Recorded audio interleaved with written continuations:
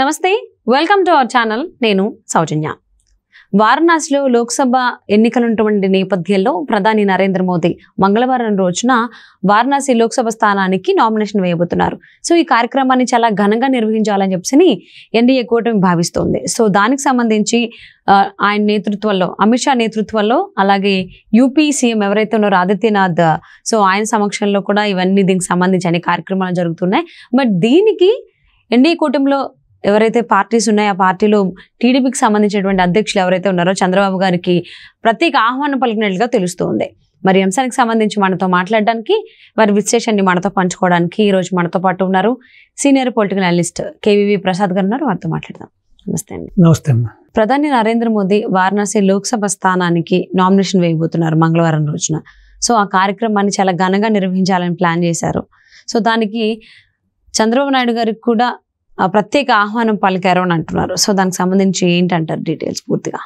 So Modi గారు ఈ యొక్క ప్రమాణ స్వీకారానికి కొంచెం ప్రతిష్టాత్మకంగా తీసుకుంది బీజేపీ గవర్నమెంట్. సో దాని యొక్క ఏర్పాట్లన్నీ కూడా అమిత్ షా ప్లస్ సీఎం గారైన యోగి ఆదిత్యనాథ్ గారు కూడా దగ్గరుండి వారి పర్యవేక్షణలో అన్నీ చూస్తున్నారు. సో ఆ విధంగా అమిత్ షా గారు ఏం చేశారంటే ఈ ఎన్డీఏ కూటమిలో ఉన్న ఎవరెవరితో ఉన్నారో ఆ సభ్యులందరికీ కూడా ఆహ్వానాలు పంపించడం జరిగింది. సో ఆ విధంగా చంద్రబాబు నాయుడు గారు కూడా పంపించారు. ప్రత్యేకించి ఈవెన్ ప్రధానమంత్రి గారైన శ్రీ నరేంద్ర మోడీ గారు తన ప్రత్యేకమైన ఒక సందేహాన్ని, తన ప్రత్యేకమైన ఒక ఆహ్వానాన్ని కూడా సో బాబు గారికి పంపించడం జరిగింది. సో ఆ విషయమే ఈ రోజున బాబు గారు యూపీ వెళ్ళడం జరిగింది. సో ఒకప్పుడు ఇటు థర్డ్ ఫ్రంట్లో ఉన్నప్పుడు కానీ ఎన్డీఏ గవర్నమెంట్లో ఉన్నప్పుడు కూడా కన్వీనర్గా చేశారు. చాలా కీలకమైన వ్యక్తిగా వ్యవహరించారు. కాబట్టి ఇటు అబ్దుల్ కలాం లాంటి ఒక గొప్ప సైంటిస్ట్ని భారత రాష్ట్రపతిగా చేసే విషయంలో కానీ, ఒకప్పుడు ఐక్య గుజరాల్ని ప్రధానమంత్రిగా చేసే విషయంలో కానీ, అలాగే కర్ణాటక చెందిన దేవగౌడ గారిని ప్రధానమంత్రిగా చేసే స్థాయిలో కానీ బాబు గారు చాలా కీలకంగా వ్యవహరించారు. అలాగే అటల్ బిహారీ వాజ్పేయి గారి నాయకత్వంలో ఉన్న బీజేపీ కూడా ఆ రోజున కీలకమైన వ్యక్తిగా వ్యవహరించి వారికి చేదోడు వాదుగా ఉంటా ఆ రోజున బీజేపీ చేసిన అభివృద్ధిలో ఒక కీలకమైన వ్యక్తిగా చాలా కీలకమైన నిర్ణయాలు తీసుకుంటూ ఇటు దేశ ప్రగతికి, రాష్ట్ర ప్రగతికి ఆయన ఎన్నో పనులు చేశారు. సో కాబట్టి నార్త్లో కూడా తీసుకుంటే మీకు నాట్ ఓన్లీ యూపీ, నార్త్లో కూడా తీసుకుంటే కూడా బాబు గారికి ఒక ప్రత్యేకమైన స్థానం ఉంది ప్రజల్లో. సో ఆయన అంటే ఒక ప్రత్యేకమైన అభిమానం ఉంది. సో బాబు గారు అంటేనే డెవలప్మెంటు, బాబు గారు అంటేనే అభివృద్ధి, బాబు గారు అంటేనే సంక్షేమానికి పెద్దపీట వేస్తారని ఈ విధంగా ఇటు ఐటీ కానీ, సాఫ్ట్వేర్ రంగాల్లో ఉన్న నిపుణులు కానీ, సో దేశవ్యాప్తంగా ఉన్న వాళ్ళందరికీ కూడా బాబు గారి మీద ఒక ప్రత్యేకమైన అభిమానం ఉంటుంది. సో ఆ సందర్భంగా ఈ రోజున ఉత్తరప్రదేశ్ వెళ్తున్న సందర్భంగా డెఫినెట్గా బాబు గారు అక్కడ సెంటర్ ఆఫ్ ది అట్రాక్షన్ అవుతారు. ఎందుకంటే ఆల్రెడీ ఇటు ములాయం సింగ్ కుటుంబ సభ్యులకు కూడా ఆయన చాలా ఆప్తుడు. సో ఇప్పుడు ఈ యొక్క ఎన్డీఏలో ఉన్న ఇటు అమిత్ షా వీళ్ళందరికీ ఎలాగో దగ్గర అయ్యారో అక్కడ కూడా ఆయనకి చాలా ఫ్యాన్ బేస్ కూడా ఉంది.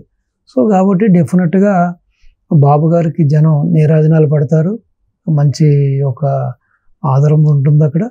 సో డెఫినెట్గా ఏంటంటే is a leader for nation. So మన నాట్ ఓన్లీ ఒక ఆంధ్ర వరకే కాకుండా ఆయన చేసిన డెవలప్మెంట్ కానీ, ఆయన తీసుకొచ్చిన సంస్కరణలు కానీ, ఆయన యొక్క పరిపాలనలో ఎన్నో రంగాల్లో ఎన్నో విప్లవాత్మకమైన మార్పులు తీసుకొచ్చారు. సో ఇవన్నీ కూడా దేశవ్యాప్తంగా ప్రతి రాష్ట్రంలో కూడా అమలవుతున్నాయి. కాబట్టి సో బాబు గారి గురించి తెలియని వ్యక్తి లేడు, బాబు గారి గురించి తెలియని నాయకుడు లేడు, సో బాబు గారి గురించి తెలియని ప్రజానీకం కూడా లేదు. సో కాబట్టి ఈ సందర్భంగా బాబు గారు వెళ్తున్న సందర్భంగా డెఫినెట్గా బాబు గారికి అక్కడ బ్రహ్మరథం పడతారు ప్రజలు. ప్లస్ బాబు గారు కూడా 100% కూటమి అధికారంలోకి వస్తుంది కాబట్టి ఆయన కూడా మంచి జోష్లో ఉన్నారు. సో నిన్న కూడా చూసుకుంటే ఆయన పార్టీ ఆఫీస్ నుంచి ఇంటికి వెళ్తుంటే ఇటు కార్యకర్తలు, ఆ లోకల్గా ఉన్న ప్రజలందరూ కూడా సీఎం సీఎం అని నినాదాలు చేయడం జరిగింది. సో ఈ రోజున ఏ సర్వే చూసినా కూడా బాబు గారు అధికారంలోకి వస్తున్నది చాలా రూఢి అయింది. సో కాబట్టి ఈ సందర్భంగా నిన్న ఒక ఎలక్షన్ వన్ సైడ్ జరిగిందనేది అది సత్యం. అంటే ప్రధాని మోదీ లోక్సభ స్థానానికి నామినేషన్ వెళ్తున్నటువంటి ఈ కార్యక్రమంలో చంద్రబాబు గారికి ప్రత్యేక ఆహ్వానం పలకడం, అక్కడ జరిగేటువంటి సభలో కూడా చంద్రబాబు ప్రసంగిస్తారని కూడా అంటూ ఉన్నారు. సో అంటే ఒకరు ప్రసంగిస్తే ఆయన ఎవరిని ఉద్దేశించి ప్రసంగించేటువంటి అవకాశం ఉంది అంటారు? సో డెఫినెట్గా ఈ యొక్క కూటమి సభ్యులను ఇస్తారు. ఎస్పెషల్లీ ఇక్కడ ప్రధానమంత్రి కాంటెస్ట్ చేస్తున్నారు కాబట్టి అసలు ప్రధానమంత్రి గురించి కూడా మాట్లాడటానికి ఛాన్స్ ఉంది. ఎందుకంటే అక్కడ ప్రధానంగా ఇప్పుడు కూటమిలో భాగస్వామ్యం బీజేపీ కాబట్టి సో బీజేపీ గురించే మాట్లాడతారైనా ప్రధానమంత్రి యొక్క అది ఒక వారణాసి అనేది ఇప్పుడు వారి కాన్స్టిట్యున్సీ కాబట్టి దాని గురించే మాట్లాడతారు. సో ప్రధానికి ఓట్లు వేయమని చెప్పి అభ్యర్థిస్తారు డెఫినెట్గా. సో అక్కడ ఉన్న ప్రజానీకాన్ని ఉద్దేశించి మాట్లాడతారు.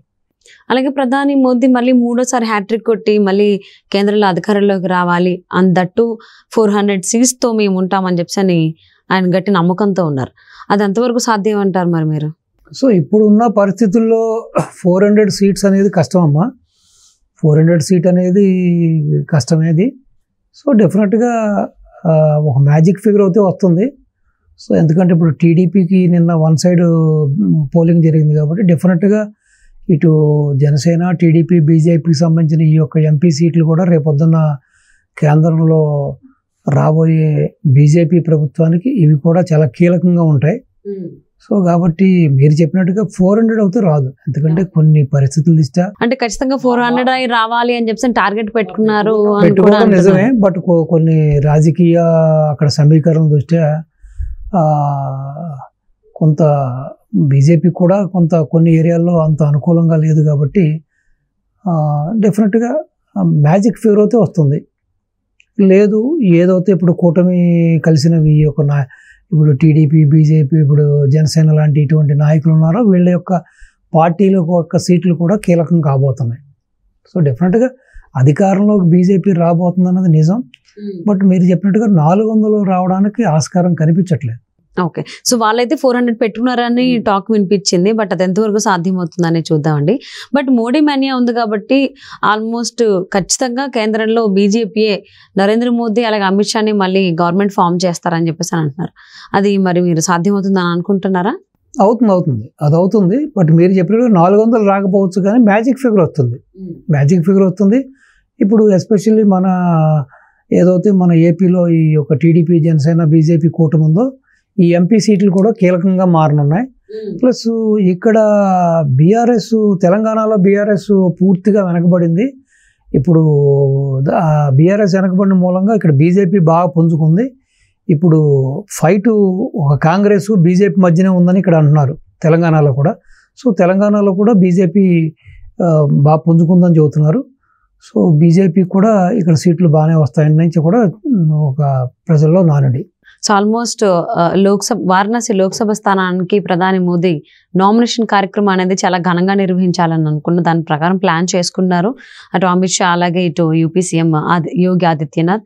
దానికి చంద్రబాబు గారు పిలవడం సంతోషకరంగానే ఉందండి. సో మరి ఏ రకంగా నడుస్తోంది, ఎంత దిగ్విజయంగా కార్యక్రమాన్ని నిర్వహిస్తారో చూద్దాం. Thank you so much Prasad గారు. నమస్తే అమ్మా.